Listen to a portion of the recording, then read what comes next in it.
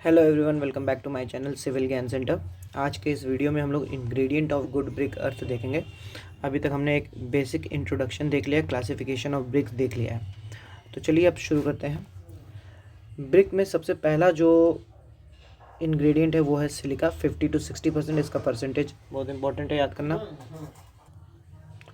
दूसरा, ये शेप को रिटेन करने में मदद करता है। ब्रिक की शेप को रिटेन करने का काम सिलिका करता है। ये स्ट्रेंथ, हार्डनेस, ड्यूरेबिलिटी प्रोवाइड करता है। ये क्रैकिंग, श्रिंकेज, वार्पिंग ये सब चीज़ें बताता है। अगर ये एक्सेस में हो जाए तो ये जो कोहेजन है ब्रिक मटेरियल्स के बीच में वो डिस्ट्रॉय कर देगा बिटवीन पार्टिकल्स एंड ब्रिक, और जिसके कारण ब्रिक ब्रिटिल हो जाएगी। तो ये याद रखेंगे कि सिलिका सब अच्छा काम करता है, लेकिन ज़्यादा दे देंगे तो इसकी वजह से कोहेजन ब्रेक हो जाएगा और हमारा ब्रिक ब्रिटिल हो जाएगा।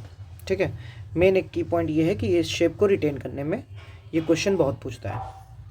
फिर बात करते हैं दूसरे नंबर पे एल्यूमिना है, 20 to 30%। ये absorb water and impart plasticity. Plasticity keyword आया तो डायरेक्ट एल्यूमिना कि it absorb water and impart plasticity, तो इसीलिए प्लास्टिसिटी देने की वजह से ये मोल्डिंग में मदद करता है, helps in moulding of the brick. अगर एक्सेस हो जाएगा तो श्रिंकेज, वार्पिंग, क्रैक डेवलप हो जाएगा, और एक्सेस हो जाएगा तो ब्रिक रिफ्रैक्टरी ब्रिक बनाने में भी काम आएगा। तो ये बात है एल्यूमिना की। फिर आता है लाइम 10% के अराउंड होता है। ये क्रैकिंग और श्रिंकेज बचाता है। ये इसका एक बहुत अच्छा काम है कि ये सिलिका को फ्यूज़ करने में बहुत मदद करता है। It cause silica to fuse during burning and binding materials together. Binding material और सिलिका को फ्यूज़ होने में बहुत मदद करता है। एक्सेस ऑफ लाइम दे देंगे तो क्या होगा, मेल्टिंग ऑफ ब्रिक। ये याद रखेंगे कि जो मोल्ड है वहाँ से ब्रिक बह जाएगी, मेल्ट कर जाएगी। Melting of brick develop cracks in it due to calcination and slaking और कैल्सिनेशन की वजह से क्रैक हो जाएंगे। स्लैकिंग मतलब क्या होता था, वॉल्यूम एक्सपेंड होना। वॉल्यूम एक्सपेंड होगा तो वो क्रैक के फॉर्म में आ जाएगा।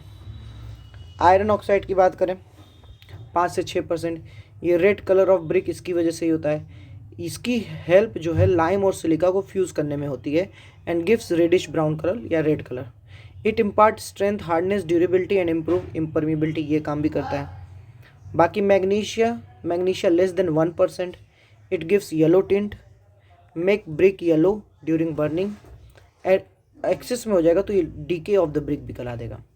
तो अब इनको ट्रिक लर्न करने के लिए सलीम इसकी ट्रिक है। एस फॉर सिलिका 50 से 60%, ए फॉर एल्यूमिना 20 से 30%, एल है लाइम के लिए 10%, आई है आयरन ऑक्साइड 5 से 6%, एम है मैग्नीशिया लेस देन 1%। तो ये तो मेन इंग्रेडिएंट हो गए। कुछ हार्मफुल इंग्रेडिएंट भी हैं, उनके बारे में भी बात कर लेते हैं। पहले नंबर पे है आयरन पायराइड। आयरन पायराइड क्या करता है, it leads to oxidation, oxidize होता है और डिकम्पोज द ब्रिक। ऑक्सीडाइज होकर ब्रिक को डिकम्पोज कर देता है ड्यूरिंग बर्निंग।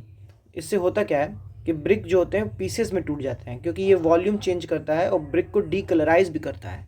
तो आयरन पायराइड एक हार्मफुल इंग्रेडिएंट हो गया। दूसरे नंबर पे लाइम भी है।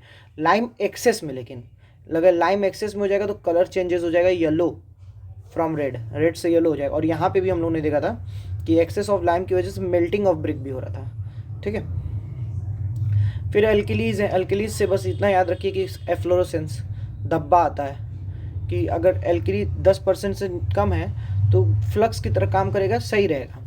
लेकिन अगर ज़्यादा हो गया तो एफ्लोरोसेंस धब्बा happens and melt and lose shape. Carbonaceous material की बात करें तो form of bituminous matter and carbon generally affect colour of raw brick. ये कलर अफेक्ट करता है। Carbonaceous material colour CC। Sulphur की बात करें, it is usually found in clay as sulphate of calcium, magnesium, sodium, potassium, iron. If found in excess it make brick spongy. Spongy कौन बना रहा है, sulphur, SS, spongy sulphur with swollen structure. ठीक है, कुछ इंपॉर्टेंट चीज़ें भी हैं, जैसे क्या, विथ इंक्रीज इन सिलिका, अगर हम इंक्रीज करेंगे सिलिका को तो resistance of brick against acid increase होगा। ये 3 बहुत इंपॉर्टेंट क्वेश्चन है कि अगर सिलिका इंक्रीज करेंगे हम ब्रिक में तो रेजिस्टेंस अगेंस्ट एसिड बढ़ेगा। मैग्नीशिया मतलब वो करेंगे इंक्रीज तो रेजिस्टेंस अगेंस्ट बेस बढ़ेगा। एल्यूमिना इंक्रीज करेंगे, एल्यूमिना या क्रोमियम, तो न्यूट्रल ब्रिक बनेगा। इस एक तरह से ऐसे भी क्वेश्चन पूछ सकता है कि एसिड रेजिस्टेंस ब्रिक बनाने के लिए क्या बढ़ाना होगा, तो silica. Base resistance brick magnesia, neutral brick alumina and chromium. एक और नोट कि स्पॉलिंग और चिपिंग जो होती है ब्रिक में, ये सल्फर अटैक की वजह से होती है। तो ये आज का लेक्चर जो छोटा सा था, ये इंग्रेडिएंट ऑफ ब्रिक यहीं पे ख़त्म होता है। इसमें की पॉइंट्स जो होते हैं इंग्रेडिएंट से रिलेटेड वही मैंने लिखा है, कुछ एडिशनल चीज़ें नहीं लिखी हैं ताकि स्क्रैप ना पढ़ना हो। तो होप करता हूँ आपको ये वीडियो अच्छी लगी हो। अगले वीडियो में हम लोग मैन्युफैक्चरिंग प्रोसेस पढ़ेंगे ब्रिक की सीक्वेंस में, ठीक है। तो अगले वीडियो में मिलते हैं आपसे, तब तक के लिए आप हमारे साथ जुड़िए, हमारे चैनल को सब्सक्राइब करिए और पढ़ाई करते रहिए। धन्यवाद।